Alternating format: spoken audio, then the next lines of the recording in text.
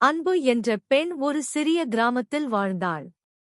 அவள் ஒரு சிறு பல்பொருள் கடையை நடத்தி வந்தாள். ஒருநாள் அவளது கடைக்கு அருகில் ஒரு பெரிய பல்பொருள் அங்காடி திறக்கப்பட்டது. இதனால் அவளது வாடிக்கையாளர்கள் குறையத் தொடங்கினர். அன்பு மிகவும் கவலைப்பட்டாள்.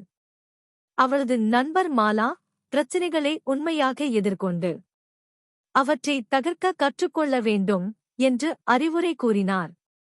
அன்பு இதைப் பற்றி யோசித்தாள். பிரச்சினையை புலம்புவதை விட அதை எதிர்கொள்ள முடிவு செய்தாள். அவள் தன் கடையில் புதிய உத்திகளை பயன்படுத்தினாள். அன்பு கிராம மக்களுக்கு தேவையான பொருட்களை மலிவு விலையில் விற்று புன்னகையுடன் பழகினாள். அவள் வீட்டுக்கு பொருட்களை இலவசமாக விநியோகிக்கவும் தொடங்கினாள். மெதுவாக மக்கள் மீண்டும் அவள் கடைக்கு வரத் தொடங்கினர். பெரிய அங்காடியின் போட்டியே அவள் திறமையாக எதிர்கொண்டாள். அன்புவின் விடாமுயற்சியால் அவள் கடை மீண்டும் செழித்தது.